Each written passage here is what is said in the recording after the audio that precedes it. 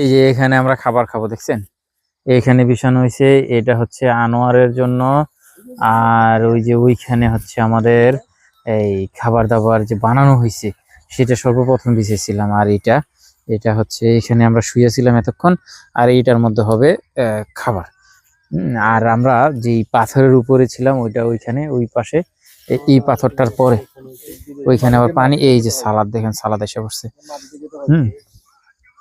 তাই এরকম হচ্ছে আমাদের খাবার দাবার। আমরা ওই যে মোরাকি গুলা দেখতেছেন, ওই মোরাকির মধ্যে একটা শেকের একটা ভাব নিয়ে হেলান দিয়া বইসা তারপরে কিন্তু আমরা খাবারটা খাবো, বুঝছেন। বালির মধ্যে বসতে আসলে নিচে একটু আরামদায়ক, যেন মনে হইতেছে নিচে একটু তুলতুলে কিছু ফোম দেওয়া আছে, বুঝছেন। বালুর মধ্যে তো এরকম এরকম লাগতেছে। একটা মোরাকি দেহ সারাত, এইখান থেকে একটু সরো। হ্যাঁ হ্যাঁ, একটু আলোটা দিও। এই যে এই বাবুর্চি দেখেন খাবার নিয়ে আসছে।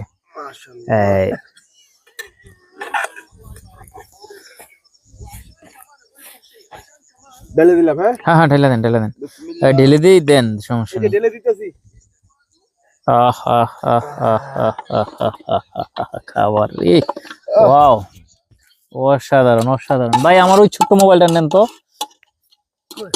ওই এখানে, এই যে এখানে। হ্যাঁ আহা ক্যাপচারি, মাশাআল্লাহ। চালের হ্যাঁ হ্যাঁ, না চালের কোয়ালিটি ভালো, আমার বাবুর্চিও ভালো, আল্লাহ সে হয়েছে। হ্যাঁ এই দেখুন বন্ধুরা, এটা হচ্ছে আমাদের ফাইনালি লুক। এটা জাল জাল করছি, সাদা করি নাই। এই দেখুন, এই দেখুন, এটা গরম গরমই থাক, বেশি খোলার দরকার নাই।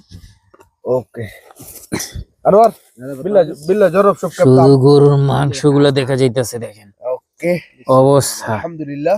Wow wow.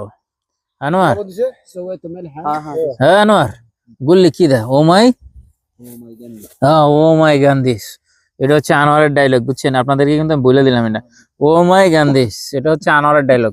আসলে আনোয়ারও জানে না বিষয়টা কি, আর আমরা তো আর আগেই জানি না। সাওয়াল রাসেল ভাই, আর বিশেষ করে রাত্র 2:30 বাজে। ওই যে দেখেন বিড়াল, এই যে ইয়ার মধ্যে মরুভূমির মধ্যে বিড়ালও আছে। আমাদের ক্যাপচার গ্রামে বিড়াল আছে বলছে, রাত্র 2:30 বাজে। বিড়াল কিন্তু বিশাল বড় হয়। যাক ভালো হইছে, দুপুরের ইয়াটা আমগো দিকে আসতেছে। এই যে আনোয়ারের কিন্তু খিদে লেগে গেছে। ভাই বসতে পারছেন? হ্যাঁ ওকে, অবশ্যই। হ্যাঁ হ্যাঁ হ্যাঁ, শুরু করেন সবাই। খাবারটা কেমন হয়েছে? হ্যাঁ ওকে, এই যে দেখেন, বিসমিল্লাহির রহমানির রহিম। সালাদ আছে, বিসমিল্লাহির রহমানির রহিম, আছে, পানি আছে। ও দেখেন লবণ ঠিক আছে নি? মাশাআল্লাহ মাশাআল্লাহ। আনোয়ার ক্যাপ একটু ঝাল ঝাল হয়েছে, পারফেক্ট পারফেক্ট।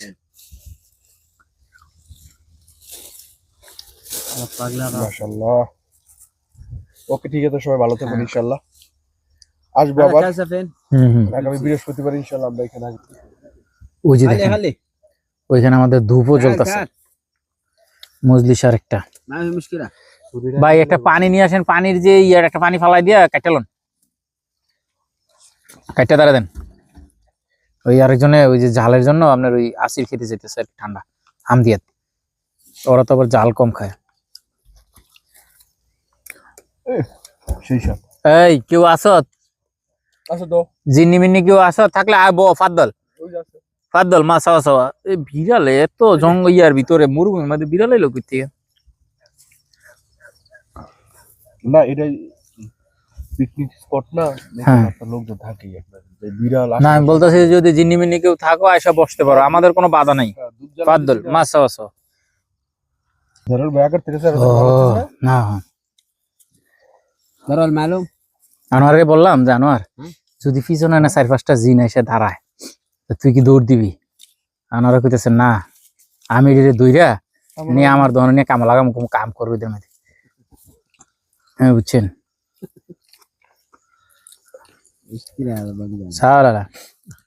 আরেকজনে কইতেছে জিনি কি বাংলা বুঝে? আর জিনি বাংলা বুঝবো কেমনি? এটি সৌদি আরবের জিন, এটা বাংলাদেশের জিন। পার্থক্য আছে না? এই দেশের বিলাই, এই যে বিড়াল, ওরাই আপনার বাংলা খানা খায় না। বাংলাদেশের বিড়ালে এই খেপসা খাইবো, এই গরুর মাংস খাইবো? এই দেশের বিড়াল এগুলাই খায়, মুরগি খায়। আপনার এই যে মুরগির তরকারি খায়, কিন্তু আপনি মাছ দিবেন খাইবো না, মাছের কাটা দিবেন খাইবো না।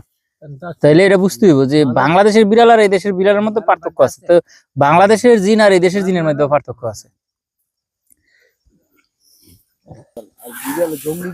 খাবার শেষ করছি, আলহামদুলিল্লাহ অনেক খাইছি আজকে। এবার শুয়ে থাকো, যার জন্য আজকে রাত্রটা এখানেই, সকালবেলা আবার আমরা আমাদের গন্তব্যে যাব। এখন এখানেই শুইতে হবে। কি করলো আনোয়ার? আনোয়ার নমহানা কালি আমা, আমি এই যে সব গুছাইতে হবে, দেখছেন এই বিষয়গুলা সব গুছাইতে হবে, চুলা এই যে এগুলা, তারপরে এই যে দেখেন এই সেই জায়গাটা, দেখি এখানে আবার কিছু রাখা গেলাম কিনা, কারণ এখানে তো আমি অনেকক্ষণ শুয়েছিলাম, বুঝছেন। একটু ফাওড়া দিয়ে রাখো, কিছুক্ষণ পরে দেখো ফাওড়াটা কেমনে কামড়ায়। এই যে দেখেন প্রচুর মাছ আছে এখানে, আর পানির একটা শব্দ, শন একটা শব্দ। এইখানে আমরা শুয়েছিলাম এই জায়গাটার মধ্যে। ওইখানে ওই পাশে একটা পুরো একদম খাটের মতো আছে, যেটা কুর্সি বলে আরবেনরা, এরকম আমরা যে জায়গাটা বসছিলাম ওই যে দেখেন সেই জায়গাটা। আর এই পাশে হয়েছে রান্না বান্না, এই যে এখানে, আর এই যে সবাই খাওয়ার পরে কিন্তু এখানে হাত ধুইতেছে।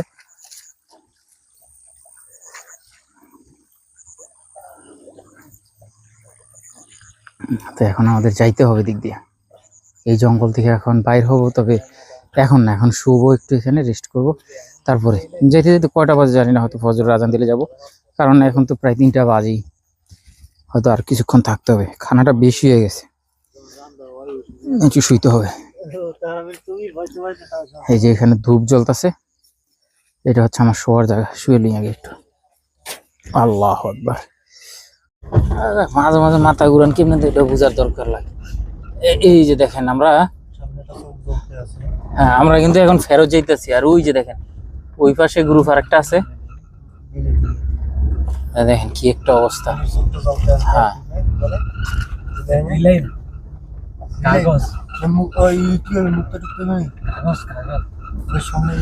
এই যে দেখেন এই জঙ্গল, এই জঙ্গল দিয়ে এখন আমরা পাড়ি দিতেছি। সামনে পানি আছে, পানি দিয়ে যাইতে হবে গাড়িটা।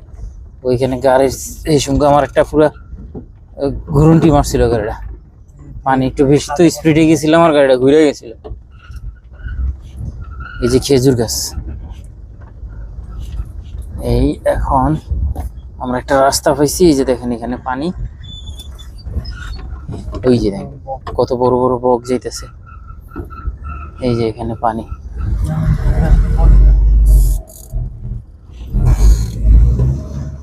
দেখছো রাস্তাটা একদম পিচ্ছিল।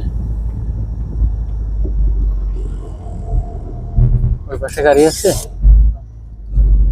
নাই, এতটা তো থাকবেও না, কারণ এই ফজরের আজান দিয়ে ফেলবো, তো আমাদের যাইতে হবে। এই যে এবার গরম বাতাস এখানে শুরু হয়ে গেছে। এতক্ষণ ওই জায়গায় আমরা খুব ঠান্ডার মধ্যে ছিলাম, এখন গরম বাতাস। আর ফজরের আজানের অল্প কিছুক্ষণ বাকি আছে। তো চাইছিলাম এখানেই ঘুমাইতে, সবাই যদি ঘুমাইতো, সকালবেলা বানরা এসে প্যান্ট শার্ট সব খুলে নিয়ে যেত। তো খালি মান ইজ্জত বাঁচানোর জন্য চিন্তা করলাম যে না, ফজরের আগেই জায়গা, কারণ ফজরের পরে হইলে কাপড় চোপড় তো নিতে পারতামই না, সাথে মনে করেন যে ওই মান ইজ্জত নিতে পারতাম না। এই জন্য ভাবলাম মান ইজ্জত থাকতেই বাকি, কারণ এত বেশি বানর এই এলাকাতে যে বানরের ভয়ে অনেক সময় মানুষ একা চলাফেরাও করতে পারে না, এরকম কিছু জায়গাও আছে। তবে এখন আবার উৎপাত একটু কম, কারণ না খাবার দেওয়ার আইটেম গুলা, তারপর খাবার দেওয়ার আইটেম না, খাবার দেওয়ার যে নিয়ম কানুন গুলা, সেগুলা কিন্তু সৌদি সরকার থেকে আপনার কিছু বিধি নিষেধ করে দেওয়া হয়েছে, সেই জন্য।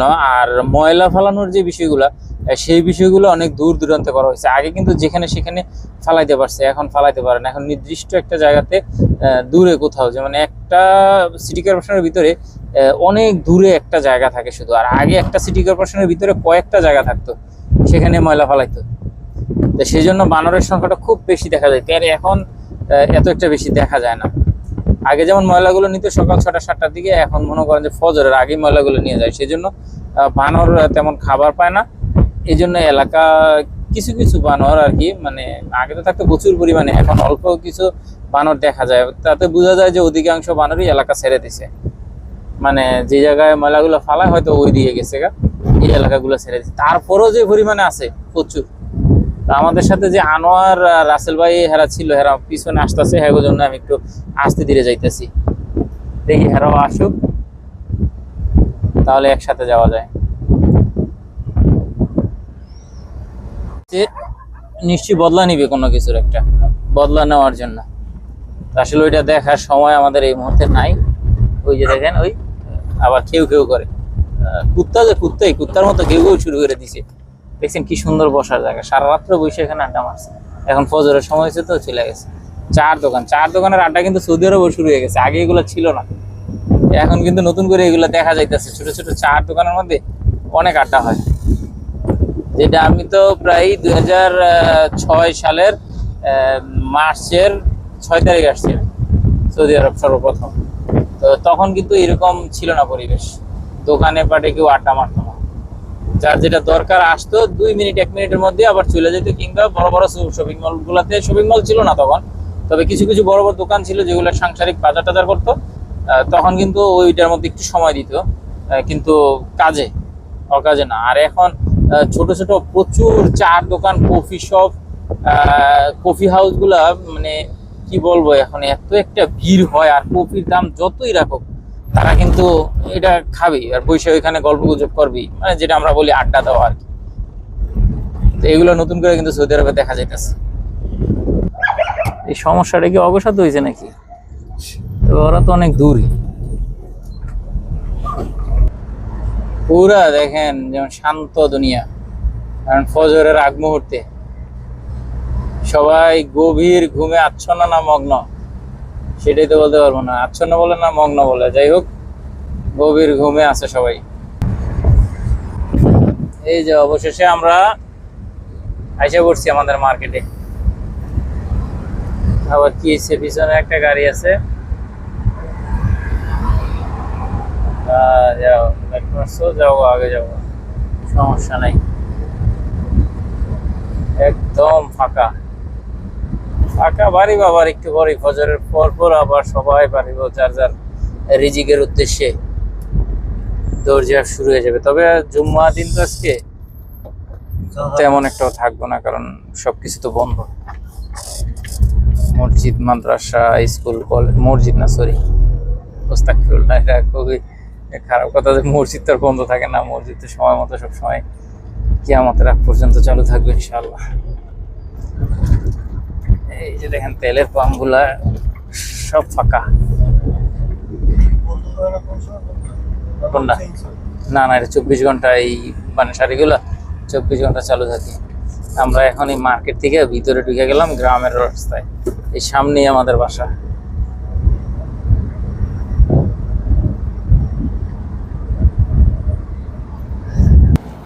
এই যে দেখেন আমরা কিন্তু আইসা পড়ছি।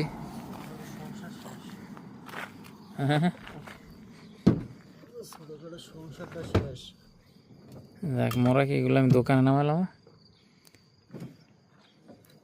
বাস। যাক আলহামদুলিল্লাহ, ঘুরে আসলাম, ভালোই লাগলো। আপনাদের কাছে কেমন লাগলো সেটা কিন্তু জানাবেন সবাই। আমরা এই যে এখন ভিতরে চলে যেতেছি। এগুলো হচ্ছে আমাদের কাজের জায়গা। রাত তো অনেক হয়েছে, ফজর আজান দিব তো, দেখি আশা রাখবো ইনশাআল্লাহ নামাজটা পড়া তারপরে শোয়ার। এখন আসলে আজানের আর মাত্র মনে হয় 10-15 মিনিট বাকি আছে।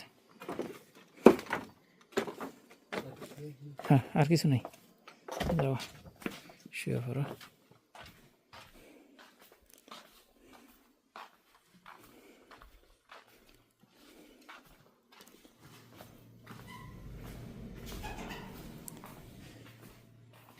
এই তো সোফার কাজ, দুইটা সোফা হইতেছে এখানে।